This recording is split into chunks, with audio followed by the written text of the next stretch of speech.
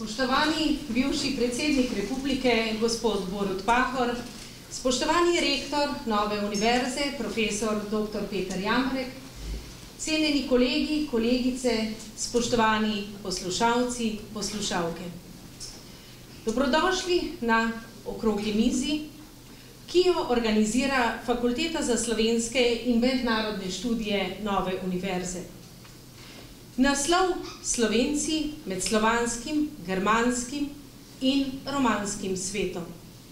Na prvi pogled deluje kot nek historični pogled, pogled v zgodovino, a to še zdaleč ni to.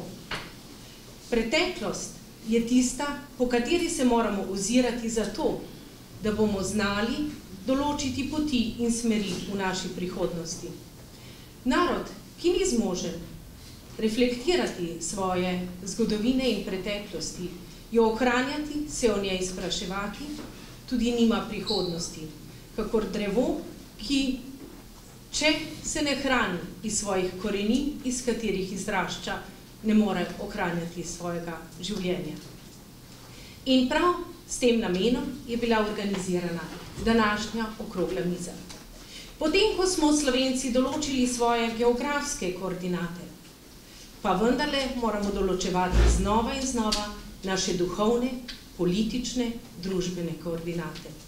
Kam naj v spreminjajočem se globalnem svetu krenejo Slovenci, kam naj usmerijo svoje načrte, cilje. Menim, da bo marsikaj na ta vprašanja odgovorila današnja okrogla miza. Vabim k uvodni besedi bivšega predsednika, gospoda Boruta Pahorja, ki je tudi časten pokrovitelj slovenskih študij Fakultete za slovenske in mednarodne študije. Izvolite.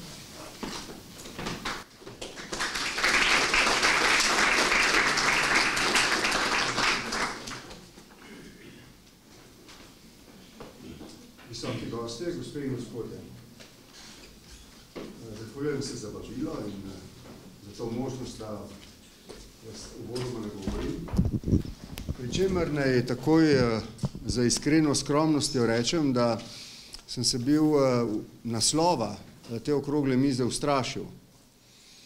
Se mi zdi vabi k neki zelo učeni besedi o tem, kaj nas je Slovence v preteklosti doletelo v tem slavnem sosedstvu in kaj nas utegne glede tega zahtevnega sosedstva v prihodnosti čakati. Tako sem se odločil, da je najbolje, da postrežem za uvod, mogoče je to privilegij uvodničarja, z nekaterimi mojimi izkustvi in počakam na bolj učene glave, da bodo o tem spregovorile v nadaljevanju. Da kasneje ne pozabim, bi rad dejal, da se mi zdi, da Slovenci živimo najboljše, najbolj plodno, najbolj uspešno obdobje našega zgodovinskega življenja, če tako želite. Potem, ko smo pred skoraj 160 leti, pred dobrimi 150 leti s programom Zedinjene Slovenije začeli zares tvorno politično zoreti in so nas potem duhovi 19. in 20. stoletja, nenazadnje tako angeli kot demoni teh treh sosednjih narodov preizkušali. Ko smo se teritorialno, predvsem pa, kot sem rekel, politično in duhovno ustvarili, smo nenazadnje pred koncem prejšnjega stoletja zbrali dovolj moči, izkušenj, vsega, kar je bilo potrebno, tudi enotnosti, s čimer se nismo mogli zelo ponašati prej, zato da smo ustanovili svojo državo. Ta dogodek, prelomen v naši zgodovini, nam omogoča, da smo neposredno zatem, v zadnjih 3 desetletjih in nenazadnje tudi v času pred nami, da smo lahko in da lahko z neko samozavestjo, z dolžnimi skrbmi seveda, ne pa strahom, gledamo na prihodnost, ki je pred nami. Če sem prav razumel dekanjo in namen te okrogle mize ni, da bi tako ali drugače zelo pedantno secirali našo preteklost, da bi se iz nje nekaj naučili in poskušali za temi izkušnjami projicirati to, kar nas utegne čakati v prihodnosti, čeprav nihče od nas seveda natančno ne more napovedati, kaj se bo v prihodnosti dogajalo. Prva stvar, ki jo torej lahko ugotovimo, je, da smo v relativno kratkem času, stoletja in pol, uspeli Slovenci dovolj dozoreti, da smo na enem takem zelo občutljivem prepihu zgodovine, ko se je, kot radi rečemo, za trenutek odprlo zgodovinsko okno, razumeli duh časa. Ni bilo nujno, da bi ga, lahko bi ga spregledali, lahko bi ga zamudili, lahko bi se takrat usodno razklali in ga zamudili. To se ni zgodilo, z nekim zadovoljstvom, celo z nekim zadoščenjem, lahko pogledamo na čas slovenske politične pomladi, konec 80-ih let, na zorenje vseh potrebnih intelektualnih in političnih okoliščin, ki so omogočile, da smo po ustanovitvi prve demokratične slovenske vlade, ki je imela jasen program ustanovitve države, to državo skupaj z vsemi relevantnimi političnimi silami tudi ustanovili, dosegli narodno in politično enotnost in še več. Kmalu zatem, ko smo državo razglasili, smo jo tudi vojaško ubranili in za razliko od časa sredi prejšnjega stoletja, sredi druge svetovne vojne, ko smo se bili Slovenci razklali, smo tokrat enotno ubranili razglasitev suverene in samostojne države. V zelo kratkem času nam je uspelo, da smo to državo tudi mednarodno uveljavili v prostoru. Skratka, ta čas okrog leta 90, prej in zlasti nekaj let kasneje, lahko štejemo res kot eno tako sijajno obdobje slovenske zgodovine, v kateri smo lahko dokazali, da smo sposobni sooblikovati zgodovinske tokove. Res je, Slovenci morda nismo bili med prvimi, ki so dvignili glas zoper nek družbeni red, v katerem smo takrat živeli in zoper državo, v kateri smo bili, čeprav so bile seveda zgodovinske klice, to bodo moji kolegi kasneje boljše povedali, seveda že bistveno prej. Res je, da se je klic solidarnosti najprej slišal na začetku 80-ih let na vrhu ob Baltskem morju, vendar je mogoče ugotoviti, da smo potem 80. leta Slovenci dobro izkoristili za to, da so najprej v ozkih intelektualnih sredinah, potem pa tudi v vse širših političnih krogih nastajala gibanja, ki so na koncu vseh koncev ugotovila, da ni mogoče za našim narodom naprej, kot da ustanovimo svojo lastno državo, kar je nazadnje tudi postalo predmet našega nacionalnega konsenza. Tudi ko je bilo vse to burno obdobje uspešno, kot sem dejal, zelo uspešno, mimo, smo Slovenci razumeli potrebe našega časa in 90. leta izkoristili za to, da smo se kvalificirali za državo, torej kot nacija, za državo, ki je bila sposobna izpolniti pogoje za to, da je postala član evropske družine. Še več, v istem času je postala tudi članica NATO. Zato se mi zdi zelo pomembno povedati zato, ker smo na ta način zaokrožili, se mi zdi nek politični proces, v katerem smo Slovenci kot narod, kot nacija, Slovenija pa kot država postali del zahodnega sveta. Zdi se mi, da smo na začetku tega tisočletja z vstopom v Evropsko unijo in Zvezo NATO leta 2004, mimogrede, to smo seveda sprejeli po svoji volji in Slovenci na referendumu, smo praktično prišli kot nacija v nek krog, ne samo političen, ne samo gospodarski, ne samo vojaški, ampak tudi kulturni in duhovni, ki smo mu, če smem zdaj zelo površno reči, venomer pripadali ali smo mu želeli pripadati. In tukaj prijem zdaj do moje glavne misli za uvod v to diskusijo. Ne samo, da smemo to obdobje razumeti kot najbolj plodno obdobje v našem narodnem nacionalnem življenju, ampak tudi kot situacijo, v kateri smo se znašli, ki je v bistvu najbolj ugodna in udobna. Moram biti zelo previden, ko uporabim oba termina, ugodna in udobna. Tvegam seveda z njima, tudi zato, da bi zbudil nekaj zanimanja. Ugodna zato, ker smo torej v krogu držav, ki jim pripadamo, vrednostno, politično, gospodarsko, kulturno, vojaško, v vseh ozirih. Udobna, zato ker se zdi, in to bo moj klicaj v tem govoru, da nam ni treba v tej družini, tako politični kot vojaški, veliko razmišljati o tem, kaj se z nami dogaja, ker da nas bi te okoliščine varovale predvsem recimo najhujšim in najtežjim. Do neke mere je ta vtis točen in je ta, kako bi rekel, ta udobnost in ugodnost upravičena. Vendar pa bi rad tudi za potrebe te okrogle mize in naših intelektualnih razmislekov opozoril na dvoje. Najprej, da tako kot za nič tudi za te sijajne okoliščine ni mogoče reči, da so nespremenljive. Prav lahko se zgodi, da bi se proti naši volji in proti našim željam v prihodnosti zgodilo kaj takega, kar bo terjalo, da se naslonimo na vse tiste elemente državnosti, ki jih mogoče zdaj malček podcenjujemo. Moja prva teza torej je, da ne v nasprotju, ampak zaradi zgodovinskih izkušenj in zaradi tega, ker smo ustvarili našo državo, to državo moramo okrepiti v vseh njenih elementarnih nosilnih stebrih.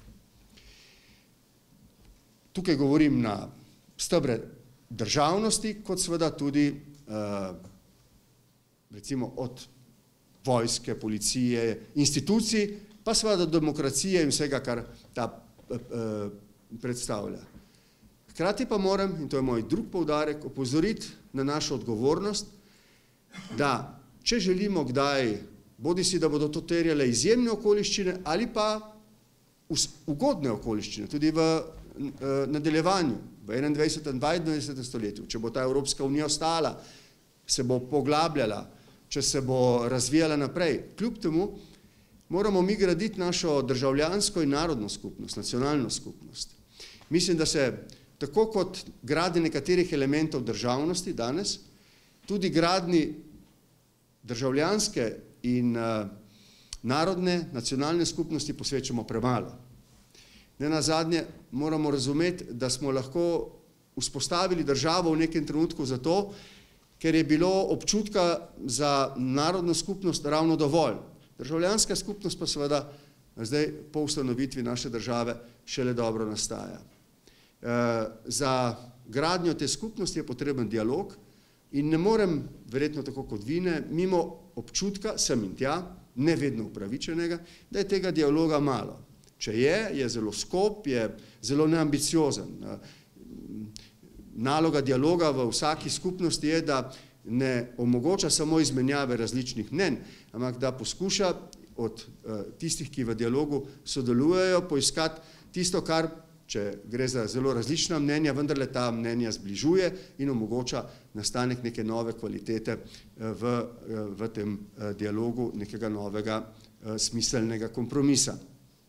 To velja tako za nacionalno skupnost, kot velja tudi za državljansko skupnost. Mi smo danes, s tem zaključujem, v nekem obdobju, ki je posebej dobro tudi zato, ker imamo naše odnose z sosednjimi narodi in državami zelo ugodne.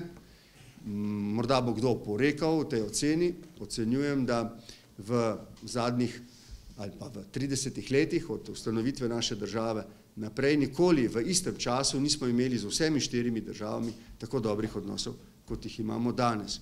Seveda pa to ne pomeni, da je to stanje tako in da bo ostalo zatečeno vedno tako, zato se je treba truditi in boriti naprej. Če torej pogledamo Slovence historično, zgodovinsko, v nekem daljšem časovnem obdobju, vidimo slovenski narod pravzaprav kot enega redkih slovanskih narodov, ki je tako močno, kako bi rekel, zajeden v germanski, romanski svet. Mislim, da mu kljub temu uspeva skozi zgodovino, da ostane, da ohrani svojo identiteto in še več, da zori do te mere, da se vzpostavi kot država, da je zdaj tukaj v tem delu sveta enakovredno sprejet, je uveljavljen pravno in sicer ima možnosti, da se razvija.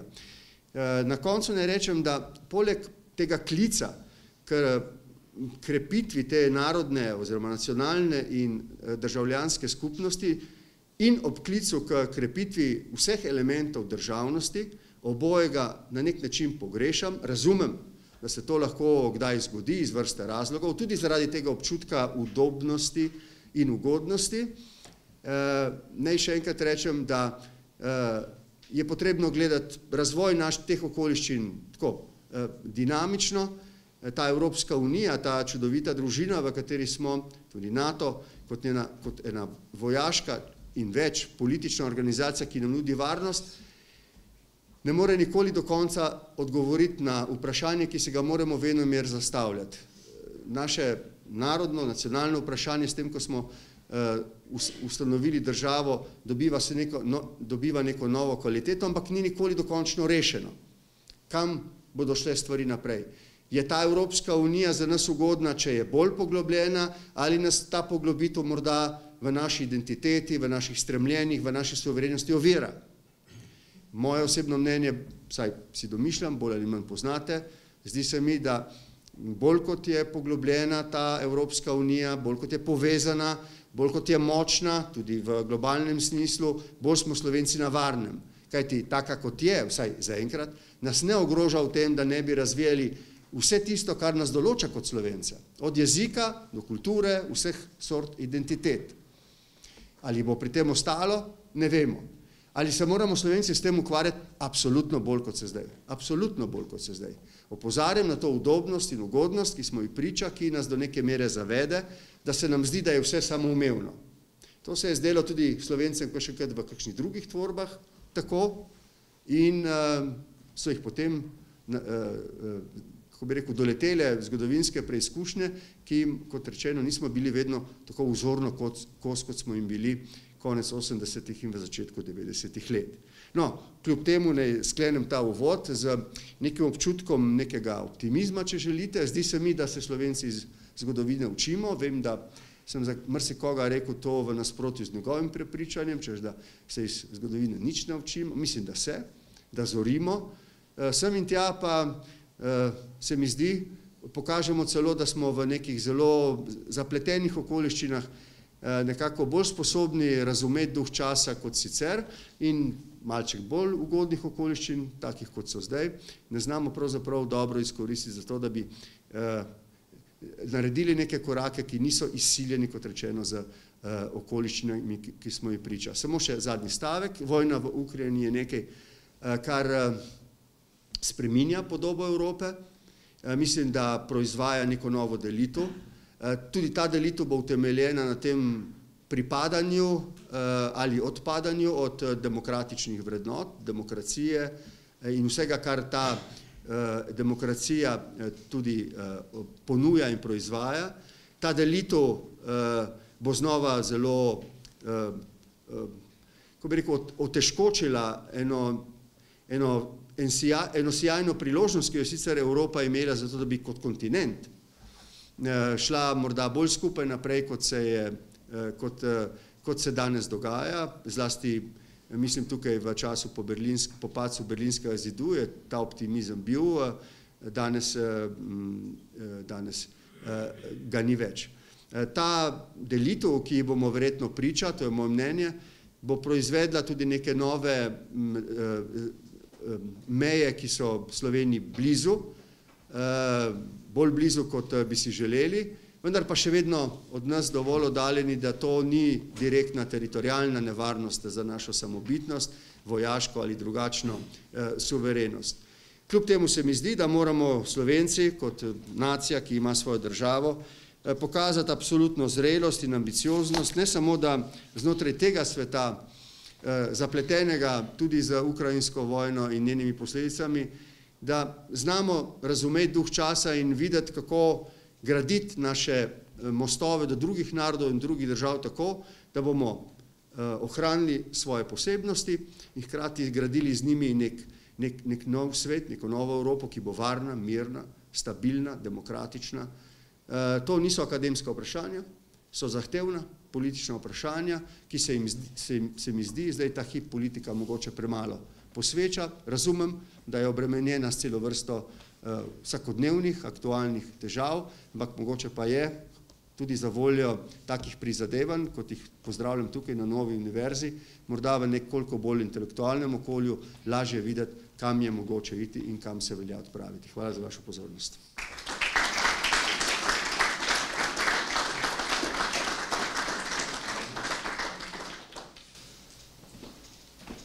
Hvala lepa bivšemu predsedniku, gospodu Borutu Pahorju, za ta izredno subtilna in hkrati tudi jasna izhodišča.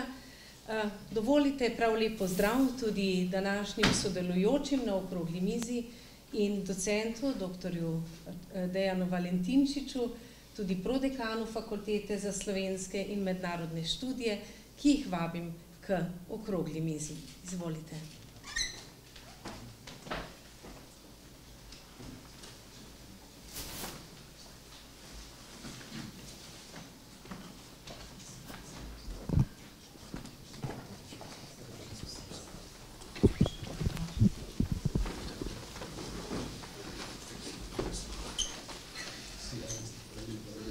Spoštovani, prav lepo pozdravljeni na drugem delu današnjega dogodka. Najprej najlepša hvala bivšemu predsedniku, gospodu Pahorju, za odlična izhodišča za današnjo razpravo. Fakulteta za slovenske in mednarodne študije je edina fakulteta v Sloveniji, ki se celovito ukvarja z slovenoslovjem, torej preučevanjem slovenstva z vseh njegovih vidikov.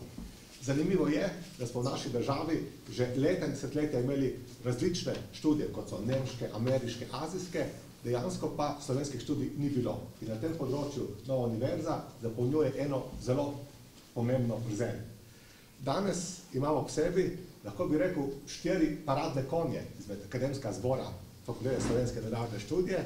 Z nami so profesor dr. Milan Jazbec, zelo poznan in izkušen diplomat, ter tudi profesor diplomacije, profesor dr. M.S. Petrič, prav tako zelo izkušen diplomat, ter profesor mednarodnega prava, profesor dr. Igor Grdina, zgodovinar, in docent dr. Simon Malmenwald, tudi zgodovinar. Lahko bi rekel za dr. Grdino in dr. Malmenwalda, da spadata v sam vrh slovenske zgodovinske stroke, tako po produktivnosti, kot po pronicljivosti in poglobljenosti.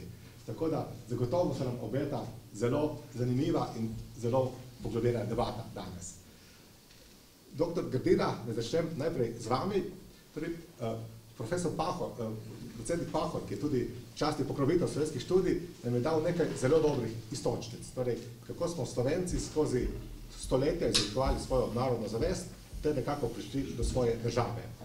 Zdaj, en možen narativ tukaj je, da smo živeli stoletja v neki tvorbi, ki je bila ječa narodov, potem smo šli v neko tvorbo, kjer smo kulturno še nazadovali, in potem se je zgodil nek čudež, da smo bili svojo državo. Po drugi strani pa lahko gledamo, da vendarle smo bili pod tem habsburškim vplivom nekako se oblikovali v nek celovit narod, ki verjetno je bil boljše, laže, kot če je bil pod prevladujočim bizantinskim vplivom. Potem pravočasno lahko rečemo iz habsburške monarhije prešli v neko tvorbo, da ni nekako cel narod doživel usodo koroških Slovencev, ampak da smo tukaj v okviru dveh Jugoslavij izoblikovali vse pomembne infrastrukturo, da smo potem lahko prišli do svoje države, in danes tukaj smo, sicer objektivno majhni, ampak seveda polnopraven del mednarodne skupnosti. Katera od teh dveh tez se vas zdi bolj pravilna, in če lahko malo razčlenite, kako bi videli ta naš odnos do teh treh velikih plemen, kot se bi nekoč reklo v Evropi, za Slovence skozi desetletja in stoletja. Najprej hvala za povabilo. Zdi se mi, da je naslov precej zgodovinski, ker izhaja pač iz tistega obdobja svetovne zgodovine, ko je Evropa bila pravzaprav svet. Evropa je potem precej neinteligentno napravila v 20. stoletju v prvi polovici samomor, in je postala pač odprla pot nekemu drugačnemu svetu, torej planetarnemu svetu. Sej, če bi šli gledati politiko tam nekje že v koncu 17. stoletja, v 18. stoletju imamo prve svetovne vojne, pravzaprav rečemo jim 7-letna in tako dalje, ampak to so večkontinentalne vojne. Ampak vendarle, Evropa je uspela v tistem obdobju še ohraniti torej primat in je bilo izjemno pomembno, kaj se je dogajalo tukaj. Ne? In seveda so se Slovenci vedno pozicionirali in gledali v tem okviru, medtem ko danes je pa nekaj drugega. Ne? Torej, današnji svet je gotovo tisto, kar je sredi druge svetovne vojne Wendell Willkie rekel, en svet. Ne? Torej, in vse ima neko tudi planetarno razsežnost. Tako da se bojim, da z dosedanjo izkušnjo bomo malce prekratki in zato pozdravljam to idejo predsednika Pahorja, kar si enkrat si za zmerom, torej, da se intenzivira dialog, tudi tisto je zelo pomembno po moji misli, da je cilj dialoga dvig nivoja misli vsakogar, ki v tem sodeluje. Zdaj, če odgovorim na vaše vprašanje, ja, seveda je vse to tako, ampak bi pa opozoril, na oba pogleda sta mogoča in oba sta na neki način točna. To je tako, kot da rečem jaz za kolego Malmeva, da je na moji seveda desni, za vas je pa seveda na levi. Oboje je na neki način obranljivo in drži seveda skupaj, ampak opozoril bi pa na nekaj. Slovenski prostor je nekako prehoden. In če gledamo tako, je seveda zahodno od Dunaja, vsaj večina, pa vendarle bo težko kdo rekel, da je vzor zahoda tukaj v tem koščku sveta Slovenija in ne Dunaj. Je severno od Rima, ampak ne vem, če bomo po svojih lastnostih in uspešnosti veljali za severnjake glede na kakšne Lombardijce ali pa Benečane. Kaj hočem s tem povedati? Torej, smo seveda Zahod, ampak nekje na meji. Smo seveda, tudi tukaj je prišel tudi Vzhod, ampak vendarle ne šel potem čez. Spomnimo se Turškega imperija. To je pač zadnja sredozemska sila. Mi smo sodelovali pri oblikovanju Evrope takrat, ker Turški imperij ponavlja zgodbo rimskega, ko je Sredozemlje središče sveta. Evropa je tvorba pozne antike in zgodnega srednjega veka, ko se začne pravzaprav moderna zahodna civilizacija, vsaj prve korenine.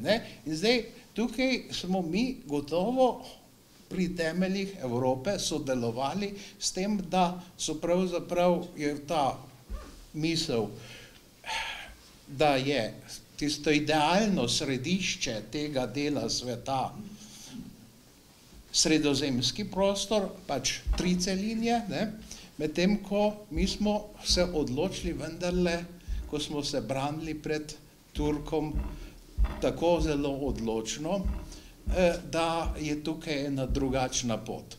Zdaj, seveda so to odločile neke elite tega prostora, ampak vendarle so se odločile tako, kot je predsednik potem opisoval, da vendarle je to tisti zahodni svet, ki danes največ obeta. In takšne korenine lahko potem gledamo tudi pri kulturni usmeritvi, ki je včasih drugačna od politične. Torej, Pavle Merku je nekoč napisal, da je slovenska kultura nihalo med Romanijo in Germanijo. Seveda je tukaj še nekaj slovanskega, ampak vidite, torej ta cirilska civilizacija slovanska, da rečem, je prišla do nas, imela tukaj pri nas nekaj časa en pomembno središče v spodnji Panoniji, ampak potem je to bila samo epizoda. Ta prostor je postal zahodni prostor, ne? In to je zelo, zelo pomembno. Ne? In zdaj, ko razmišljamo mi o tem, kako se bomo pozicionirali, in majhnim nikoli ni lahko, potem vidimo, da pravzaprav smo tukaj lahko iz svoje izkušnje tudi nekaj črpamo. Ne? In naj ta uvodni prispevek v diskusijo končam z eno verjetno največjega znanstvenika, ki je bil pač Slovenec, to je Franc Miklošič, nihče ni pomenil nikoli toliko v kakšni znanosti kot on v jezikoslovju. In on je bil tudi seveda na neki način politik, ne? In je bil član Gospodske zbornice avstrijskega parlamenta in je lepo rekel, ko so se odločali narodi znotraj monarhije, po kom se bodo zgledovali.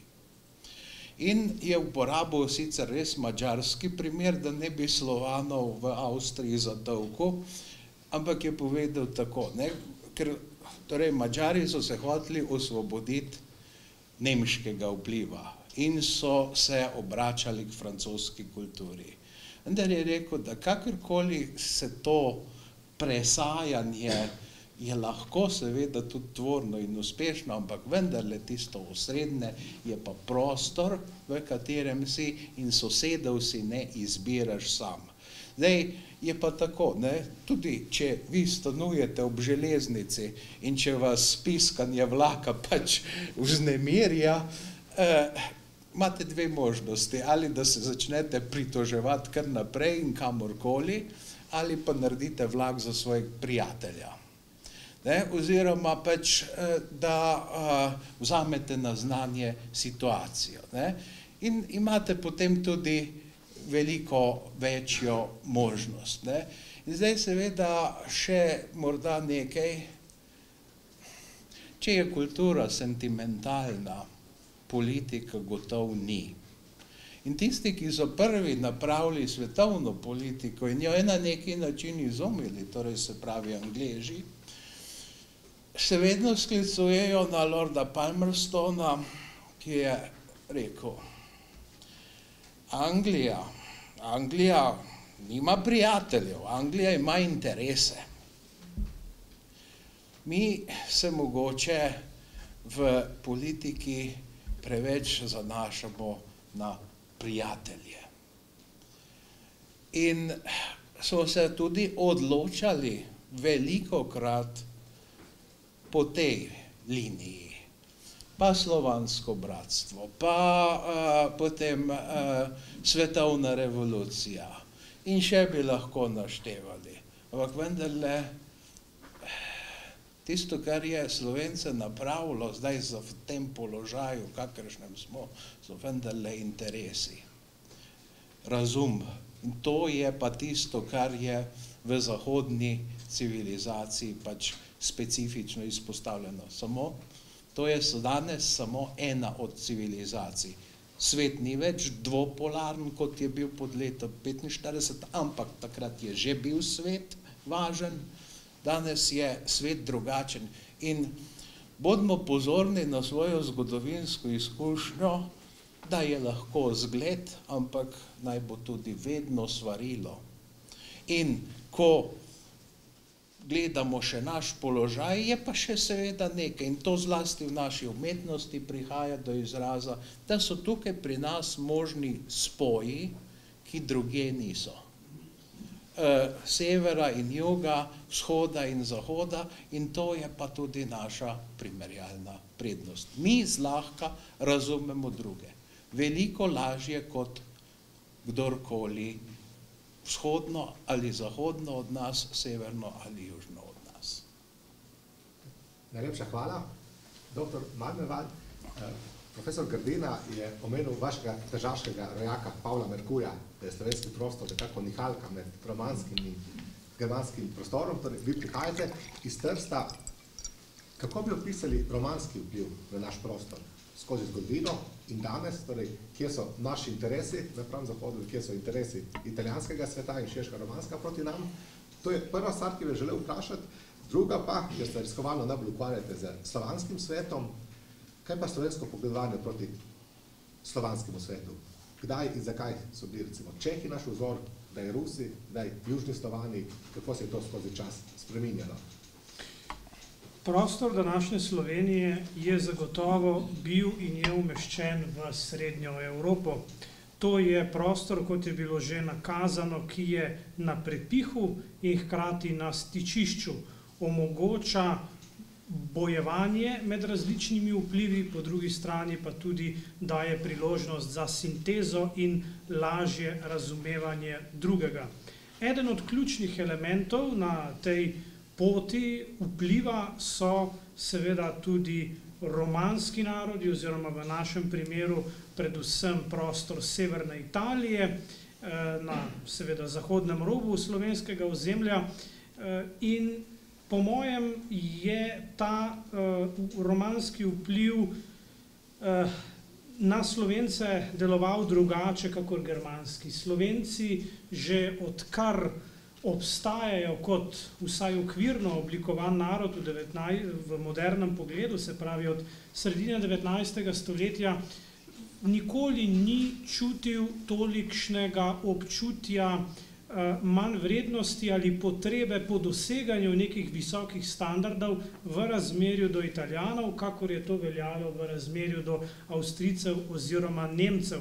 Se pravi, naš odnos do romanskega sveta je bil bolj sproščen, generalno gledano, sploh v kulturnem pogledu, kakor odnos do germanskega sveta. Res pa tudi je, da je 20. stoletje prineslo veliko travmatičnih izkušenj na stiku med romanskim in, bi rekli, tem prehodnim slovenskim ozemljem ravno na zahodnem robu slovenskega narodnega prostora, z katerega izhajam tudi sam sem bil deležen v otroštvu določenih odmevov teh sporov, neporavnanih računov in tako naprej. Tudi moji predniki so bili vključeni v določenem boju za slovenstvo.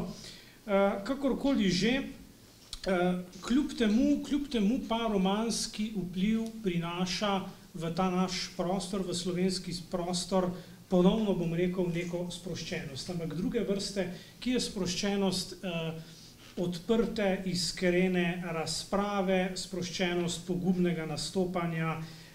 To obstaja neka anekdota ali znana misel, sicer nekoliko idealistična, danes seveda neizvedljiva. Če bi imeli Slovenci svojo prvo univerzo v Trstu, bi verjetno se kot narod drugače izoblikovali in tudi politično verjetno bi se odločali nekoliko drugače. Ljubljana je vendarle hčerka Avstrije. Trst je seveda kot mesto, seveda imperialni projekt avstrijske hiše, ampak je izrazito že od samega začetka obrnjen navzven, proti morju, proti svetu, proti Sredozemlju, ki je potem dajalo v industrijski dobi izhodišče ali neko platformo za polet in konec koncev tudi za preseljevanje onkraj oceana. Zdaj, kar zadeva pa odnos do slovanskega sveta.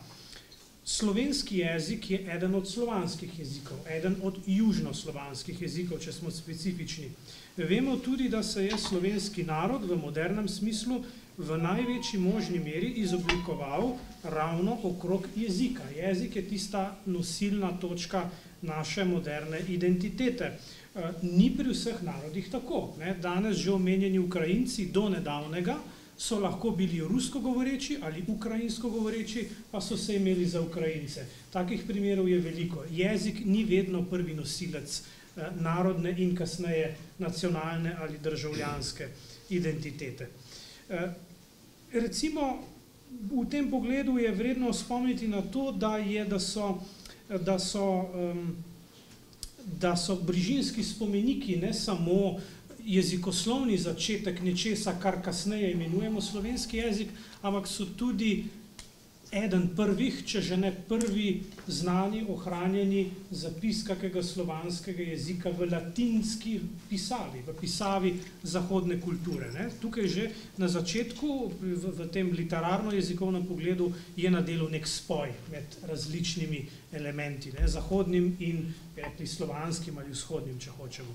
Potem, če se ustavimo pri 16. stoletju, recimo koroški patriotski zgodovinopisci, ki seveda niso imeli narodne identitete v modernem pomenu, pa vendarle so govorili o svoji deželi, o Koroški, s ponosom kot o dvojezični, kot o nemški in slovanski, vindiš, ne, so temu takrat rekli. Na vse zadnje naše ime, Slovenija, Slovenec, izhaja iz staroslovanskega samostalnika Slovjenin ali Slovjene v množini, ki pomeni preprosto Slovan, Slovani. Slovenci smo etimološko, jezikoslovno gledano, mali Slovani. Že prej omenjen izraz vindiš, vinden, skozi zgodovino, skozi različne pisne vire, ni jasno, kdaj, ni vedno jasno, kdaj se to nanaša na specifični slovenski prostor in na predhodnike Slovencev, kdaj pa širše na Slovane kot take. Reformacija slovenska, ki velja za začetek knjižnega jezika, je bila tudi med drugim, poleg vsega ostalega, slovansko usmerjena, zlasti, če se spomnimo na Adama Bohoriča, ki je imel načrte, da preko slovenščine osvaja za prenovljeno krščansko vero cel Balkan in tam naprej proti Turčiji, ne, proti osmanskim ozemljem. Kasneje, ne, če pogledamo, recimo, če še ostajamo v tem obdobju, Sigismund Herberstein, eden največjih diplomatov avstrijskega cesarstva tiste dobe, se je lahko proslavil ravno zato, ker je znal slovensko in se je prek tega dobro znašel v Moskovskem carstvu. To je bila prednost. Podanik cesarja, otrok Srednje Evrope, pravzaprav nemški sin, ne, v kulturnem pogledu, ampak z nekim znanjem, ki ga prebivanjem, ki je na Bavarskem ali pa na Solnograškem, mu ne bi to dalo. Ne. Ta vipavska izkušnja, primorska izkušnja, slovenska izkušnja mu je dala nekaj, česar mu kako drugo ozemlje ne bi dalo. Če gremo še naprej v 19. stoletje, v času oblikovanja Slovencev kot modernega naroda, Matija Majer-Zilski, njegova Zedinjena Slovenija in drugi spisi, bili so tako slovensko, specifično kot širše slovansko usmerjeni. Da ne govorimo o številnih drugih avtorjih, o Prešernu in nešteto drugih, vedno je bil slovenski nacionalni program, vsaj do recimo druge svetovne vojne, prepleten s skrbjo za druge Slovane ali s solidarnostjo v razmerju do drugih Slovanov. Velikokrat seveda na podlagi nekih romantičnih predstav ali naivnosti ali, kot je bilo prej zelo modro rečeno, na podlagi prijateljstev, manj pa interesov, a vendarle tudi ta zgodba, tudi ta plat je del slovenske identitete. Skratka, slovenski prostor in slovenski narod, ki živi in se je izoblikoval na tem območju, je dedič vseh treh svetov, jezikovno je slovanski, po svoji zgodovini pretežno germanski, vendar bi sam tudi dejal, ne, po določenem modus operandi, ne, tudi po naših raznih neuradnih, familiarnih povezavah, tudi korupciji in tako naprej, konec koncev, pa že kar malo je podoben malenkost že romanskemu svetu, s katerim pravzaprav, če bi zaključil tukaj, kjer sem začel, je bil pravzaprav odnos do romanskega sveta, dolgo časa najmanj problematičen, ne, do recimo vrhunca narodnih sporov v koncu 19. stoletja in potem v 20. stoletju, ko pa se je tako rekoč benigno sosedstvo pa spremenilo v največjo travmo, pravzaprav večjo, bi si upal reči, kot v odnosu do germanskega severa. Tako. Hvala lepa. Najlepša hvala obema kolegoma zgodovinarja za ta odličen oris. Sedaj bi se nekako premaknili tudi proti današnjemu času. Profesor Petrič, po razpadu Avstro-Ogrske, seveda smo Slovenci nekako to umestitev v Jugoslavijo, v kraljevino SHS, doživeli kot neko novo priložnost, kot neko lepšo prihodnost z nami. Kar nekaj časa je tako trajalo, Potem pa ravno v času Kavčičeve vlade, katere del ste tudi vi bili, je nekako Slovenija kot republika se začela ozirati proti avstrijski Koroški, avstrijski Štajerski, Fulanijevski krajini, Venetu. Bi vi rekli, da so to bile zgodovinske odločitve, ki so nekako bile logične, bi vsakdo se v takih okoliščinah tako vračal, ali je bilo vendarle odvisno od ljudi, ki so v nekem času bili narodna elita in so o tem odločali, in nenazadnje, dolga leta ste bili veleposlanik v številnih državah, so to danes še relevantni koncepti? Ali je danes svet bistveno drugačen? Hvala lepa za vabilo, hvala lepa za besedo. Zanimivo je bilo poslušati dva zelo zanimiva prispevka dveh vrhunskih slovenskih zgodovinarjev.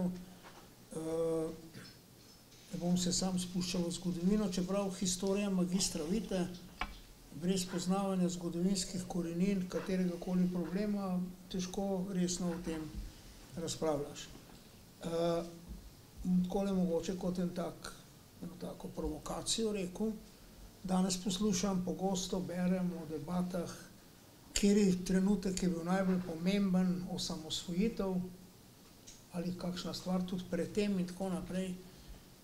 Gotovo, vse to je tok zgodovine, osamosvojitev je bila izjemno, izjemno pomembna, ker smo tako rekoč po davnih časih kralja Sama recimo in Karantanije, Slovenci spet dobili svojo usodo v svoje roke. Zato je ta dogodek tako veličasten, tako velik, tako izjemno pomemben.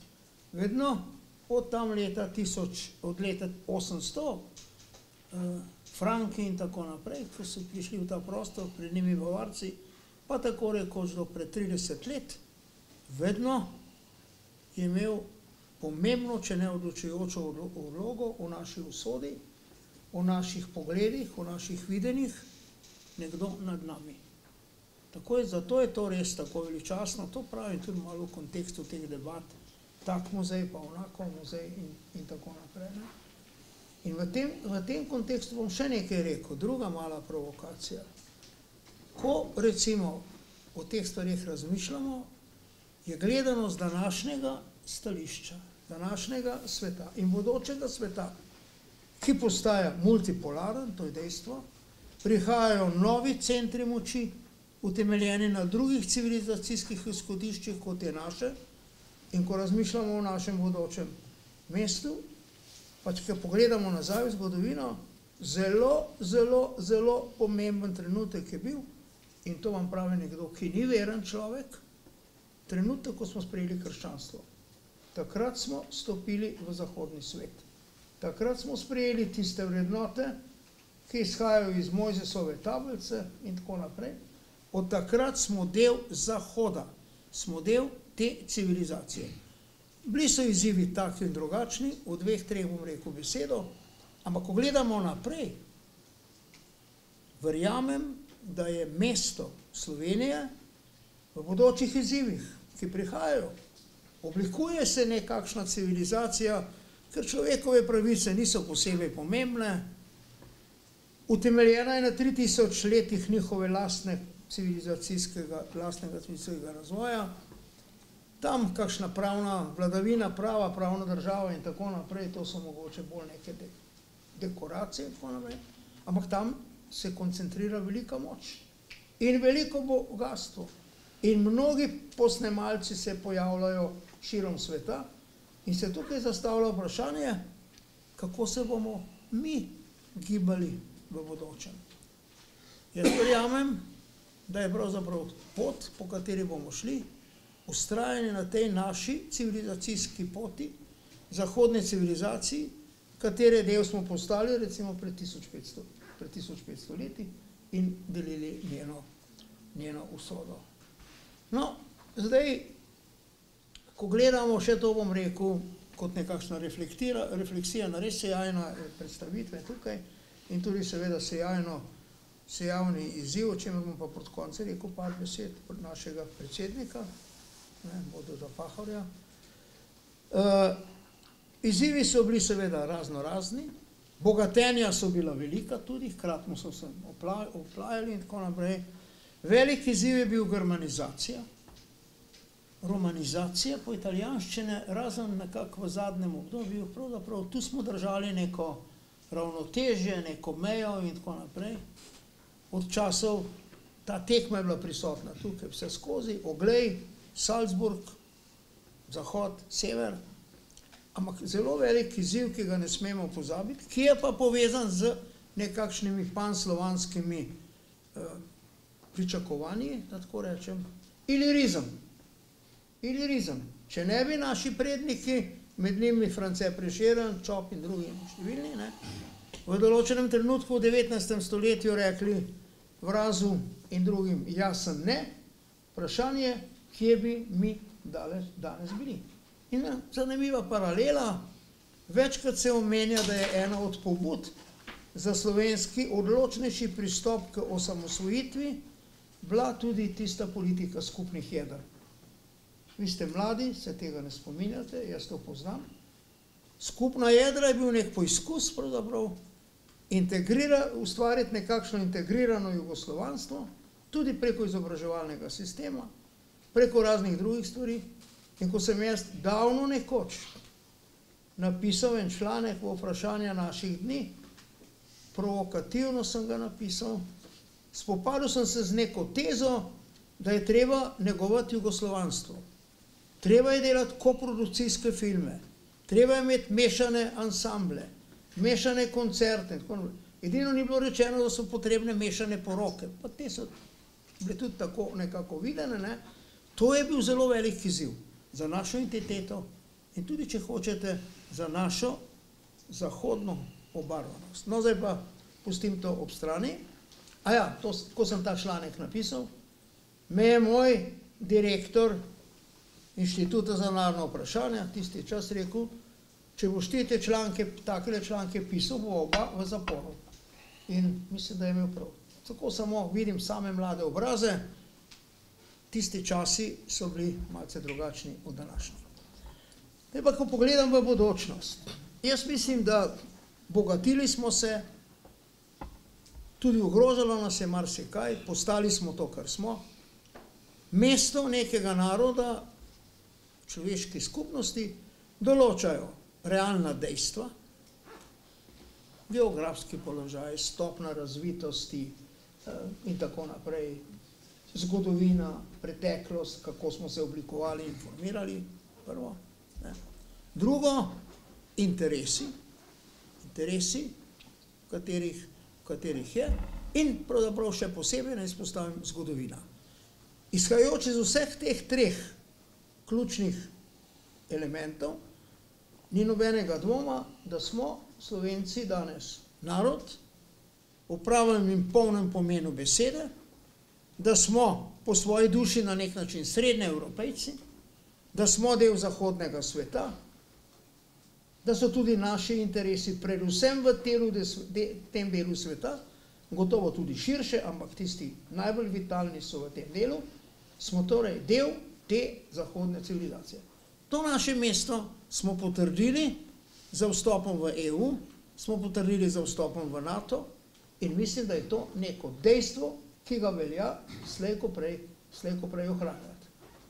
Mogoče razne vabljive scile, razne vabljive karibde, red, kakršen je v eni zelo veliki državi, ki je v fantastičnem vzponu, bogatstvo se tam največ milijarderjev na svetu imajo in tako naprej, ampak vzemimo svobodo ustvarjalnosti, vzemimo svobodo življenja, vzemimo pravno državo, vzemimo socialno varnost, vzemimo svobodo kreativnosti in tako naprej.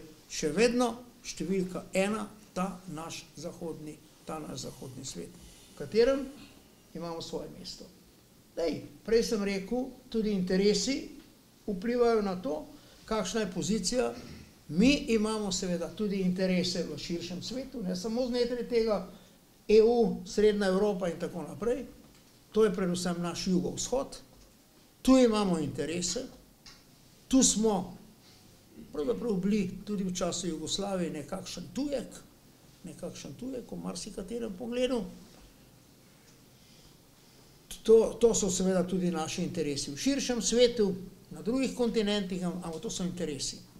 naša pozicija, naša duša je v tem delu sveta, v katerem smo. To je zdaj tisto, pravzaprav, kar stoji pred nami in mogoče, če sem prav razumel gospoda prodekana, bomo imeli še eno drugo priložnost, da kaj rečemo.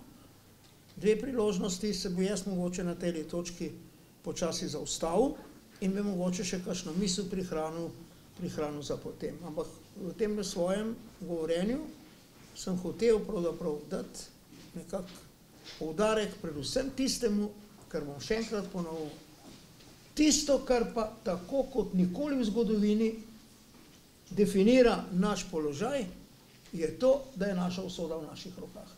Kar počnemo s tem narodom, to počnemo mi in zato smo tudi odgovorni. In vse možnosti imamo.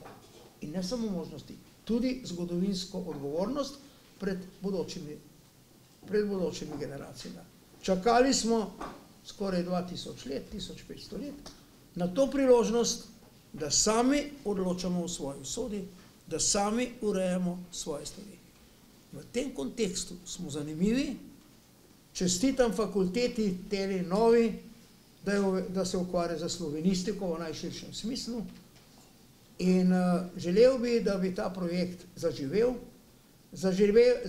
želel bi, da tudi v naši širši javnosti dobil neko večjo odzivnost, ker je to izjemno, izjemno pomemben projekt.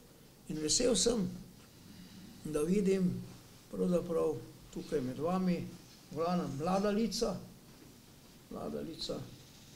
ki upam, da bodo pripravljena nositi tudi v bodočnosti z odgovornostjo do naroda, z odgovornostjo do naše preteklosti, z našo ambicijo biti nek dejavnik v svetu, prispevali k temu, da bo ta naša država, ki imamo 30 let, ki nam daje to možnost, o kateri sem govoril, polno zaživela in v mogoče bodočih izzivih, o tem pa govoril v drugem delu, ki jih je nakazal naš predsednik bodočega sveta, pravzaprav uspela ohraniti našo samobitnost, naš položaj v svetu, blagostanje, pravičnost in tako naprej, solidarnost med našimi ljudmi. Hvala lepa. Profesor Jazbec, eno izmed vaših osrednjih znanstvenih zanimanj so velike osebnosti slovenske zgodovine. Če se danes omejimo predvsem na te, ki so nekako skrbele za te pozicionirane Slovencev med te tremi svetovi, koga bi izpostavili skozi zgodovino tisti, ki so po vašem mnenju najbolj vidni, najbolj zaslužni in ne nazadnje, če vprašanje aktualiziram, kaj pa danes? Kje vidite narodne voditelje, torej kam naj Slovenijo danes umeščajo? Ja, hvala lepa, prodekan, za tole povabilo, tudi za besedo. Jaz bi se navezal to, kar ste vi rekli, predsednik, biti četrti na vrsti, zadnji je zelo udobna pozicija, ampak ta udobnost je varljiva in če se ji prepustiš, ti nič hudega ni, ampak seveda potem ne boš več vabljen na take debate. Jaz nimam nikakršne ambicije in bi se zelo težko ne strinjal s tem, kar so moji trije predhodniki povedali. Bom pa zdaj tako zastavil. Torej, najprej je to, kar je pravkar kolega profesor Petrič rekel. Torej, dejstvo, rektor, da je bila tu ustanovljena fakulteta za slovenske mednarodne študije, to je unikum. Jaz mislim, da bi morali zelo, zelo daleč iti, da bi naleteli še kje na kakšno katedro na fakultetu, ki se ukvarja s slovenskimi študiji. Morda tega celo ni, ne vem, ampak bi bilo potrebno iti zelo daleč, kar pomeni, da imamo vsi, so mi tule, možnost v Sloveniji, v Ljubljani študirati tisto, kar je Prešeren rekel, slovenščina cela. Torej, slovenstvo, fenomenologijo slovenstva. Kaj je to slovenstvo v najrazličnejših vidikih, zgodovinskih, kulturnih, političnih, diplomatskih in tako naprej in tako dalje. To je vznemirljiva zadeva, to je privlačno. Ko boste ustanovili postdoktorske študije, se bom prijavil. Hočem reči, da je to ena izjemno pomembna tudi državotvorna gesta in drža. Torej, potem, ko je, rečemo, splošeno, po 1000 letih slovenske besede, slovenske tistega, kar pravimo danes slovenske identitete, od brežinskih spomenikov naprej. Po 500 letih slovenske besede, 4 protestanti so to prinesli, Jurij Dalmatin, Krčan je bil torej moj rojak, če tako rečem, prevedel Biblijo. Biblija, če se ne motim, je prišla v slovenščino kot v 12. jezik na svetu skupaj za islandščino. Dalmatin je imel v tistih časih, torej v drugi polovici 16. stoletja, v svoji knjižnici 250 knjig.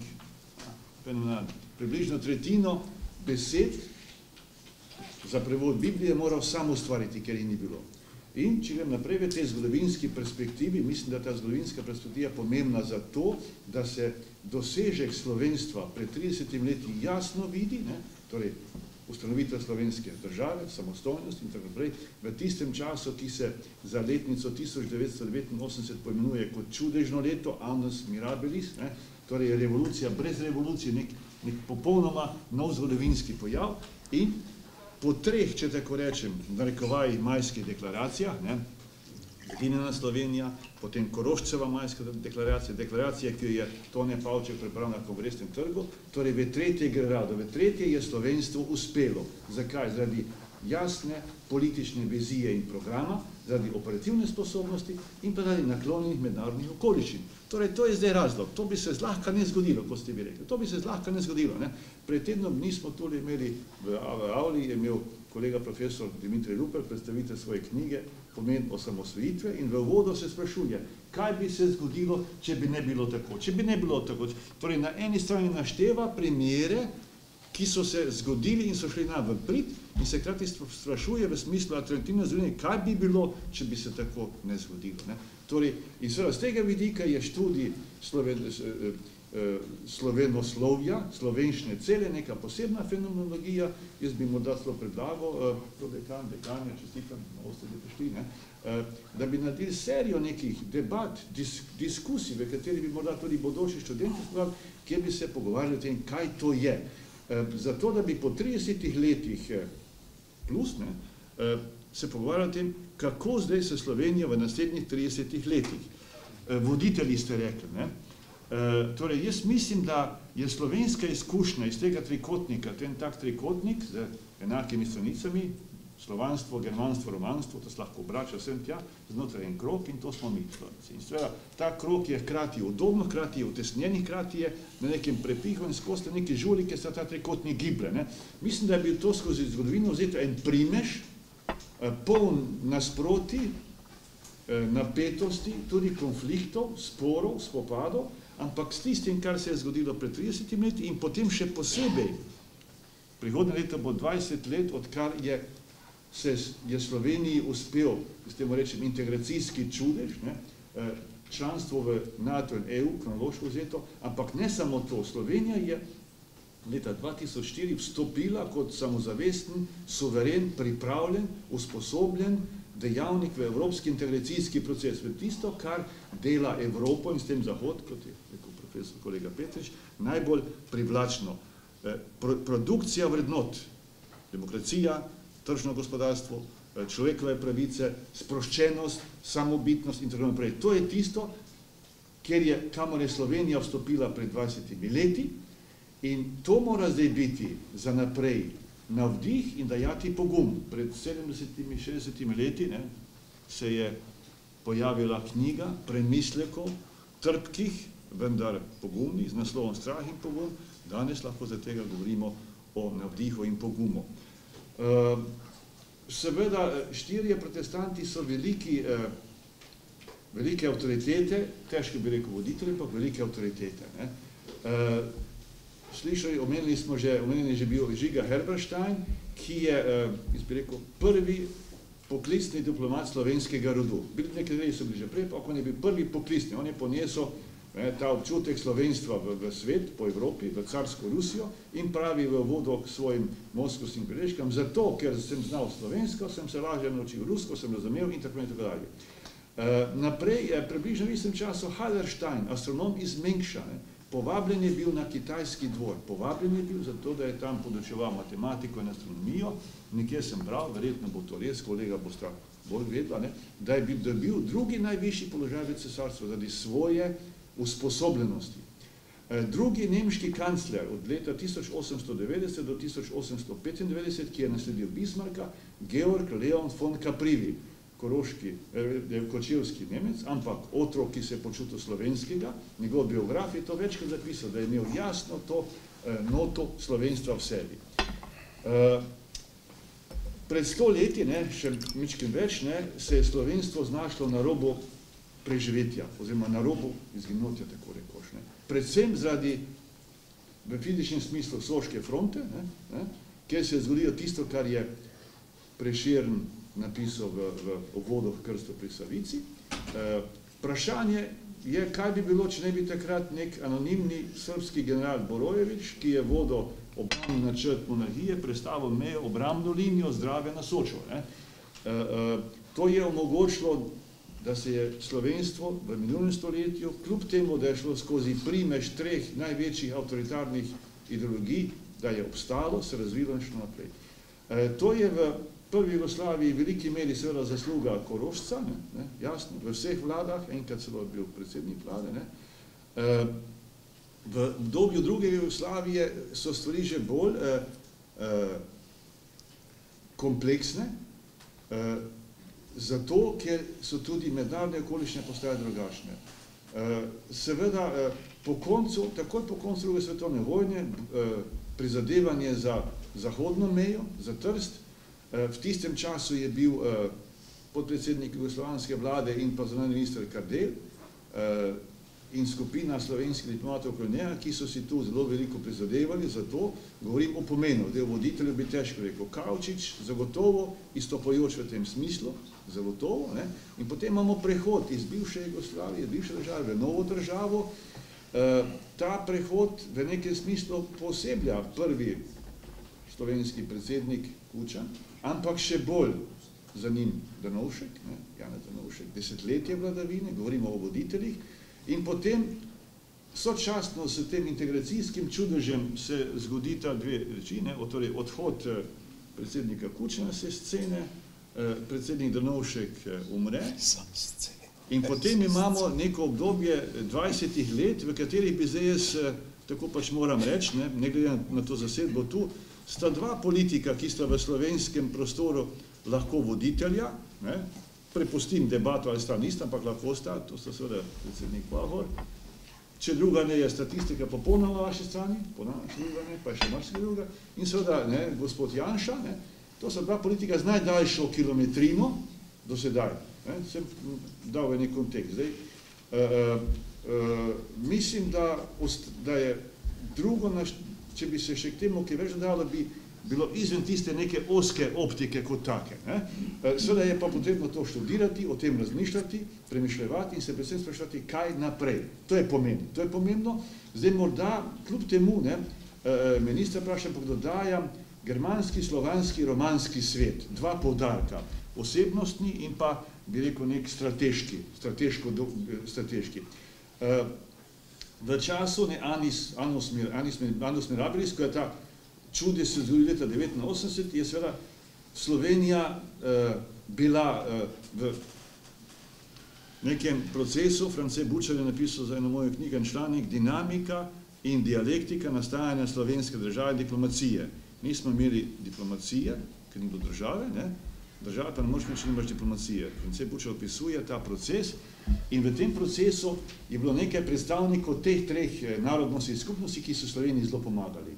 Nemški kancler Kohl, nemški zunanji minister Genscher, avstrijski zunanji minister Mock, recimo trije Germani, potem imamo v romanskem svetu seveda Badinterjeva komisija, ki je ugotovila, bivša Jugoslavija je prenehala obstajati, ceased to exist, in na njeno zemlji je nastalo 5 enakopravnih držav naslednic. To je bilo ključno v tem pravno-formalnem smislu. In potem imamo mečkim pozneje Prodija, dvakrat predsednik Evropske komisije, drugič, ker Slovenija postala članica Evropske unije. Slovanski svet, najmanj, kar je treba reči, v času osamosvajanja češki predsednik Havel. Torej, ugodnosti te okoliščine v tem osebnostnem smislu. In še drugi podarek, ta strateški, če tako rečem, bo tako jasno zakaj.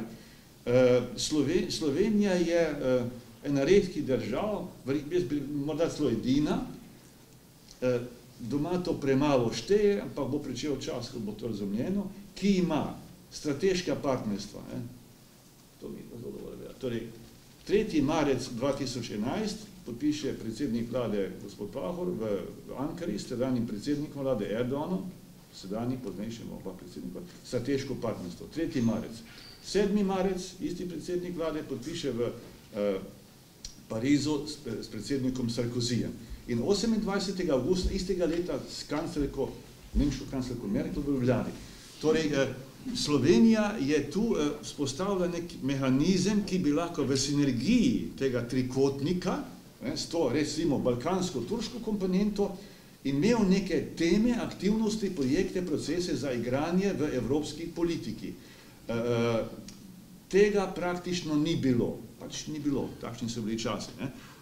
In zdaj zaključujem, slovenska država, diplomacija in politika z vstopom v Evropsko unijo in s tem NATO-vim zaledjem, mi smo postali del globalizirane svetovne agende. Zdaj, ne morem reči globaliziranega sveta, ampak globalizirane svetovne agende.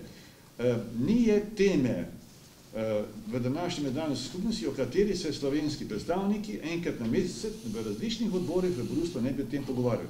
In tu lahko Slovenija poda svoje mnenje, prispeva, kaj reče in ni treba biti samo v neki pasivni drži ugodnega spremljevalca. In tu, torej, da smo del globaliziranega sveta in nam je to položeno v roke, oziroma smo to se pridobili, je ena velika istočnica za navdih in za pogum za naslednjih 30 let. Hvala lepa. Pravijo, da se kvaliteta dogodka nekako pozna po dveh vidikih. Torej, da je kaj pametnega povedano, pa da med začetkom in koncem ni preveč razdalje. Zdaj, da bi kaj pametnega povedano, ni dvoma ob taki zasedbi. Moja naloga kot moderator je, da skrbim za uro, tako da bi potem spoštovane sogovornike prosil zgolj še za nekakšne zaključne misli, morali bomo biti kratki, ker se prosim predvsem ozrite, torej, kako pa naprej. Nekateri ste se tega že malo dotaknili, torej Slovenija je tukaj, je samostojna, je suverena, je del evropskih in atlantskih integracij. Smo, recimo, del pobude treh morij, nismo del Višegrajske skupine, radi govorimo o Alpe, Jadranu, o Srednji Evropi, tako da vaše misli, pa čeprav razumem tudi rektor želel. Dve misli sam. V tej sjajni debati je treba omeniti Goriško. Treba je omeniti Goricijo in Novo Gorico. Prva svetovna vojna je bila prizorišče velikih vojaških divizij, ki so jih sestavljali Slovenci, Nemci, Avstrijci in Italijani. In potem je druga svetovna vojna se iztekla v delitev Gorice na slovensko in italijansko stran. Potem je Slovenija postala članica Evropske unije, ki je za to območje Goriške naredila nekaj odločilnih ukrepov oziroma potez Evropske združenje za teritorijalno sodelovanje je učinkovito na urbanem, transportnem, logističnem področju, se pa ukvarja tudi že z integrativno vlogo univerz in visokega šolstva na Goriškem. Potem je Evropska unija se spomnila ideje in je razvija model kulturnega distrikta. 1,5 milijarde evropskih sredstev je rezervirana za to idejo, ki še ni zaživela organizacijsko, ampak z italijanske strani se preliva ta ideja v Gorico in Novo Gorico in bo zaživela zanesljivo do leta 2025, ko postane Gorica in Nova Gorica skupno mesto, evropska prestolnica kulture. Z italijanske strani prihaja projekt Ekumenske teološke fakultete, ki naj bi nastal na Goriškem v sodelovanju med slovenskimi in italijanskimi škofi, teologi, ki bi se ukvarjal pravzaprav z to ekumensko dimenzijo duhovno katoliškega, pravoslavnega, protestantskega, duhovnega ustvarjanja in jaz bi rekel, da bo Gorica in Goriško najbolj izpostavljena, osredotočena regija Italije in Slovenije v tem skupnem evropskem prostoru, kjer se srečujejo te tri etnične, velike evropske skupine. In tu ima Slovenija sjajno priložnost, da ne Ljubljana, ampak Gorica postane neko središče, kar je vedno bila preko Akvileje. Tisočletja, stoletja. Tako da tu se mi zdi, če se bo naša fakulteta, ki jo boste v tem primeru vodili dekanica in prodekan tu angažirali, lahko zelo močno prispevamo ne samo slovenstvu, ampak evropejstvu. Hvala lepa. Torej, spoštovani diskutanti, prosim še za vaše zaključne misli, če bi še kdo želel nekako kaj dodati in zakrožiti to debato. Doktor Mandevad, mogoče še bo z nami.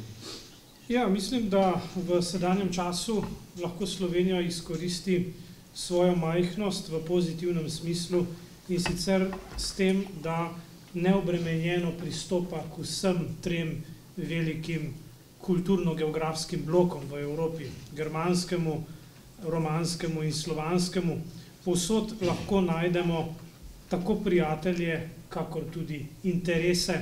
Ni se nam treba vedno opredeljevati, kje smo in kje bomo, ravno zato, ker je rezultat našega obstajanja preplet različnosti in nas majhnost varuje pred tistimi ključnimi odločitvami ali pa nas ta majhnost tudi dela bolj suverene pri kakšnih lastnih odločitvah.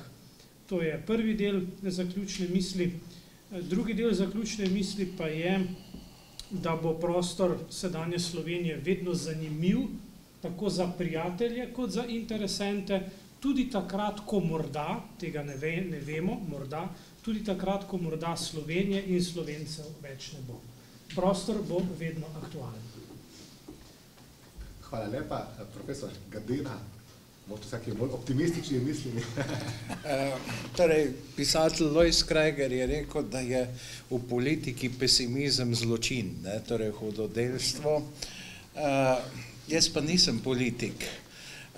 In zdaj, če so to ljudje, ki so bili politiki ali pa hočejo postati politiki, ker kandidirajo, bi rekel tako, da nismo tako v brezskrbnem stanju, mislim tudi zahodna civilizacija. Če pogledate, Nobelove nagrade za naravoslovne discipline, Evropa tega nima več. Evropa se stara.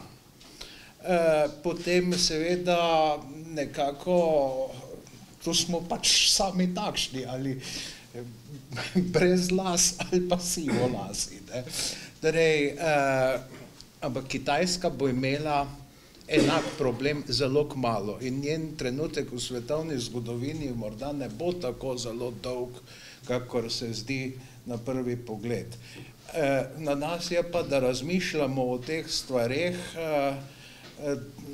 zelo resno in da se ne pustimo ustrašiti soočenja z res najtežjimi vprašanji, ki tudi nas same, to skupnost tukaj presegajo. Mislim, Simono bi pa rekel, da vendarle ni vedno tako, da tisto, kar ima svoj začetek, mora imeti tudi konec, kar zadeva Slovence tako naprej. Tako da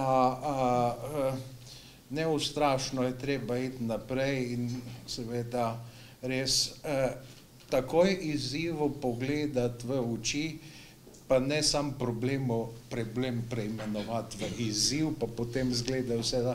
Ne, ni tako. Mislim, zelo realno, realistično, če hočete tudi brutalno realistično, je treba se soočiti s temi stvarmi.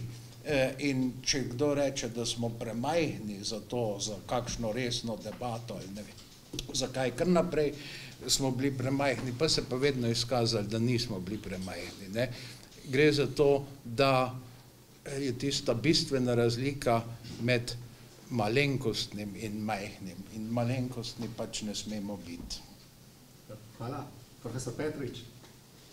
Težko je na kratko reči eno tako zaključno misel, ampak bom poizkusil. Sodobni svet je tako prepleten in tako globaliziran kot nikoli prej. Danes niso več različne civilizacije, nekoč so obstojale druga ob drugi, kitajska, indijska in tako. Danes je en svet. Ta svet ne traja dolgo. Ta svet je pravzaprav nastal nekako v drugi polovici 19. stoletja. Pomembno vlogo je imela prva svetovna vojna. Na eni točki bolj pomembno, kot pa tisto, kar včasih vidimo, iz nje je išla nekakšna, z njo je prenehala, bom tako rekel, nekakšna nedolžnost Evrope in naše zahodne civilizacije. Do takrat smo bili nekako nosilci napredka, najboljših idej, ki so oblikovali svet, pravna država, človekove vojne, ampak iz prve svetovne vojne izidejo 3 smrtonosne ideologije, ki so zahodni svet v veliki meri pohabile. Ga naredile ne več tako dobrega, kot je bil, ampak sreči.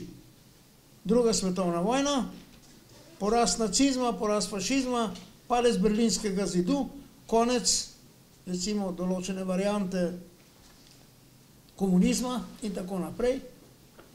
To so nekako stvari za nami. Ampak zdaj pa stojimo v tem novem svetu, ki se je močno spremenil v zadnjih 30 letih.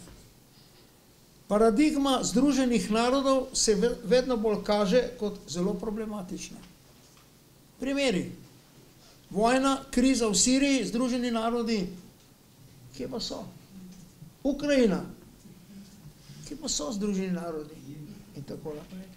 Skratka, svet stoji pred potrebo nekega novega mednarodnega reda. Kakšen ta red bo? Tu pa bom samo 2 stvari izpostavil. Ukrajino in Kitajsko. Ukrajinska vojna, če se bo končala z zmago agresorja, bo to imelo strahoten vpliv na bodoči svetovni red. Zgodilo se bo to, kot sem že, mislim, nekje danes rekel, kot da bi pravzaprav sklenili mir ali pa bi obveljala Hitlerjeva in Mussolinijeva tam na začetku 40 let.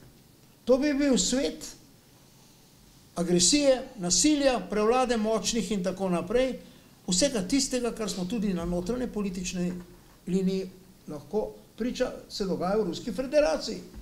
Tam, če rečeš, da imaš težave za to vojno v Ukrajini, 10-15 let zapora. To niso fantazije Ernesta Petriča, to je realnost. Tak je ta svet. Če iz te vojne izide zmagovalec agresor, zapomnite se, kaj pravim. Čuden bo svet, čuden bo mednarodni red v bodočnosti. In drugo, Kitajska. Kitajska je dejstvo. Ob vseh problemih, ki jih tudi ima in bo še imela, velikan. Strahotno pomemben velikan.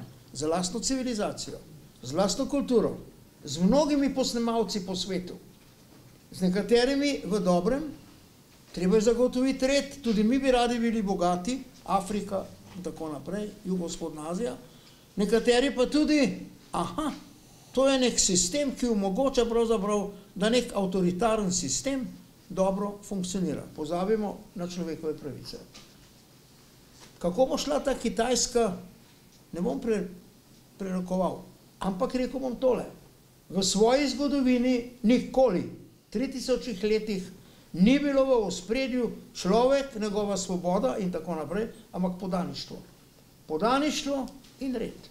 Druga civilizacija. Tam ni bilo Magne Carte Libertatum, ni bilo francoske revolucije, deklaracije francoske revolucije, ni bilo virginijske in tako dalje in tako dalje. Drugačen svet. Za njim velika moč. In drugo, v tistem delu sveta nikoli ni bilo tistega, kar je bilo edinstveno za Evropo, kar se je oblikovalo na osnovi verskih vojn in potem potrdilo za Vestfalskim mirom, svet suverenih enakopravnih držav.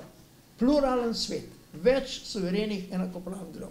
Tam je bil en center, božansko cesarstvo z središčem v Pekingu. Konfucij je zapisal, večkrat omenim ta citat v zadnjem času, kakor je na nebu lahko samo eno sonce, je na svetu lahko samo en cesar. Približno tako, parafraziral sem ga. To je njihova miselnost, to je njihov svet. In zdaj v ta bodoči svet vstopamo. Optimistična nota. Po vsaki veliki krizi v zgodovini je nastalo nekaj boljšega. Po 30-letnih verskih vojnah, ki so pridedali tudi Slovence, je nastal Vestfalski red. Korak naprej. Počasi grmade, ki so gorele po Evropi, sežigali so krivoverce, čarovnice in tako naprej, jih ni bilo več. Nekakšen pluralizem se je zagotovil. Po prvi svetovni vojni, evo, Versajski sistem, ki ni bil ravno dolgo, ni bil ravno efikasno. Po letu 1945 sistem Združenih narodov funkcioniral je. Marsikaj se je uredilo v tem času, veliki dosežki, dekolonizacija in tako naprej, ta zagon človekovih pravic, pravna država, enakopravnost v svetu in tako naprej, nediskriminacija in tako naprej. Ampak kot sem prej na začetku rekel, izgleda, da je tudi ta nekako preživel in ko se bo, po mojem mnenju, ta kriza ukrajinska končala, ne bo to samo neko premirje. To bo tudi nek resen pogovor med velikimi državami o bodočem redu. Ki bo boljši, upajmo, da bo boljši. Ampak zagotovljeno pa to ni. To je pa tisto, kar sem ravno kar govoril. Moramo biti, kako bi rekel, država, ki se zavedamo svojih možnosti, svojih odgovornosti. Ni to kar samo po sebi nekaj dano, ni to kar nekaj, s čemer se lahko igramo takole ali pa drugače. To je velika odgovornost in moram reči, da računam, da bo vaša generacija, mlade obraze vidim, na nek način odgovornejša do svoje države, kot smo trenutno mi. Hvala. Hvala lepa. Še profesor Jazbec. Ja, hvala lepa. Bom kratek in bom v svojem obdobju dal 3 poudarke. Prvič, ta razprava danes kaže na dejansko velik potencial Fakultete za slovenske in mednarodne študije in jaz upam, si želim, da se bo s temi debatami nadaljevalo, tudi v takem širšem krogu in tudi z predstavniki tistih, ki trkajo na vrata. Drugič, slovenstvo v odnosu do Germanov, Slovanov in pa Romanov znotraj Evropske unije, znotraj evropskega integracijskega procesa so vse možnosti za eno kohabitacijo, za eno produktivno, konstruktivno relacijo in sodelovanje. To je ključna sprememba primerjave s tistim, kar je bilo še pred pol stoletja.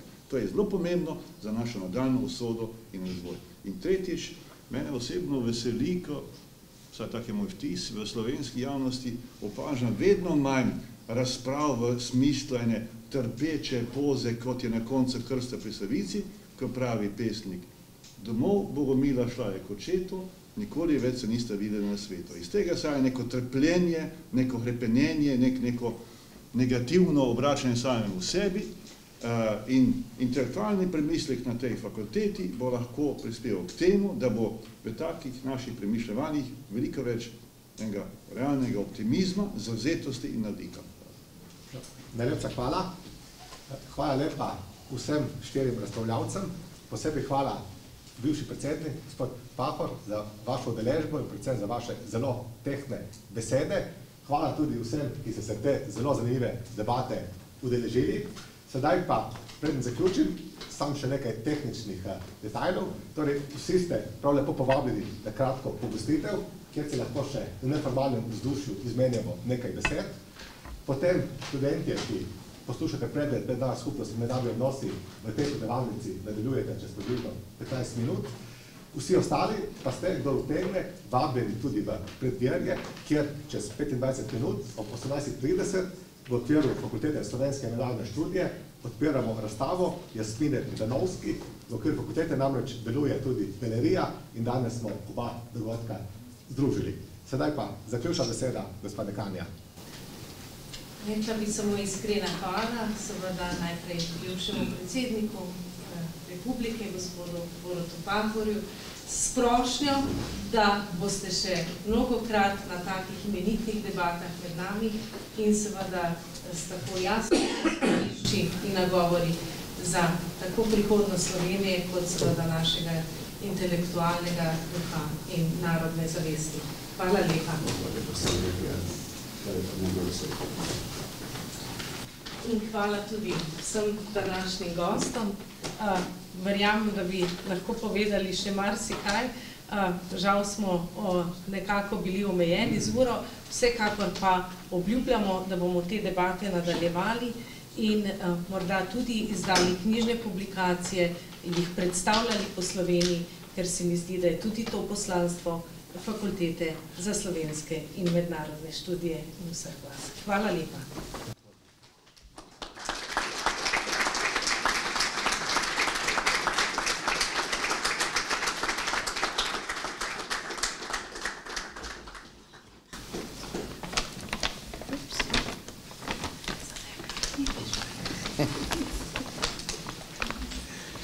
In seveda tudi hvala današnjemu moderatorju, prodekanu, docentu, dr. Dejanu Valentinčiču. In hvala vsem, ki ste prišli. Hvala lepa, da ste povabili na to.